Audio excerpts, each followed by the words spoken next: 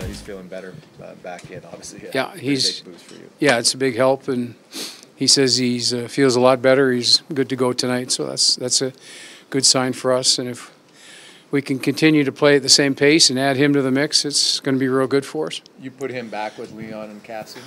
I don't trust that Trotz, so I'm not giving anybody anything right now. You got to wait for the warm up. He's a scoundrel, so have to find out tonight. Well, Ken, you saw them 5 days ago, and you guys generated a lot of shots, a lot of chances, didn't score, but they've gone from the worst goals against in the league to the best by a significant margin. What have you seen? What's the biggest improvement in their overall commitment to defense?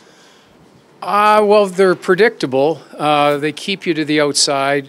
The goaltenders have both had great years. And I think a little bit it is they just, they're committed to checking. And just Barry starts his checking line every game and sends the team a message. He's got 3 competent players there that, are arguably the best fourth line, but he plays them as a third line. So it sends a clear message to your team how you want the game to be played, and he's got the personnel to do it. But the goaltenders are sitting there at .930. That's exceptional, and they both had great years. I think for me with Leonard, you see some games where it looks like nobody's going to score on him. It looks like nothing's going to go by him, and I think physically he can be intimidating when he's on top of his game. Ken, you guys. Sorry, go ahead, John. You guys have played well here in the last little while, but you don't have a lot to show for it. So how do you try to prevent, frustration taking over energy? Well, it's just steps. I mean, would we like it to be a month ago, 6 weeks ago? Yeah. But these are steps that involve playing for each other and not with each other. And we're really playing for each other right now. We're a 5-man unit. We're going up and down the ice together. We're connected. We've got a lot of guys who are playing really well because of that connection. They're supporting each other, and these are the learning curves you go through. But regardless of where we're at, we're going to keep playing this way right to the end. And this is a way that the players are demanding this of themselves now, and the coaches are demanding it, and everybody's connected in that. It is a nervous time for everybody because of the trade deadline. So I think, keeping their focus is going to be, in the next 2 or 3 games, is going to be a challenge, and that's on us to make sure that we stay focused on competing. How much input does a coach have at the trading deadline? You've been around for a long time. It's the same for us every time. We do the dirty work. So, and I've always preferred, I've always said I don't want to know who's leaving because I'm going to coach them differently, but if they want the dirt, then it's our job to find it. So we all have connections on what a guy is and what he isn't, and if he's going to play for us and they pop a name into us, then we'll dig deep, real deep, because we don't want to be wrong on things. But we don't get involved in anything other than that. Like when the name comes in, then we'll do the work. You don't say to the general manager, we really need something like this, or we really that's the biggest mistake you can make, trust me. I made that earlier in my career, and Mr. Gainey put me in my place real quick. So I asked for a scoring left winger, and I got 2 fourth-line grinders, Keane and Scrudland, and made my life miserable for 20 years, those guys. But they helped you out. Yeah, they helped us out, but I learned he was right, and I ought to just shut up and coach. So. You have a goalie in Stolarz who needs to play 10 games to avoid becoming a UFA. Has your GM directed you at any point to try to solve that issue? No. We're here to win, and I'm just learning about him as a goaltender. I've just watching him a little bit at practice, and we're here to win. And obviously, if we're close but no cigar, then we're going to be probably looking at giving him a go. But right now, Koski's played really well the last couple of times out, and we want to keep him going, and that's kind of the major focus right now.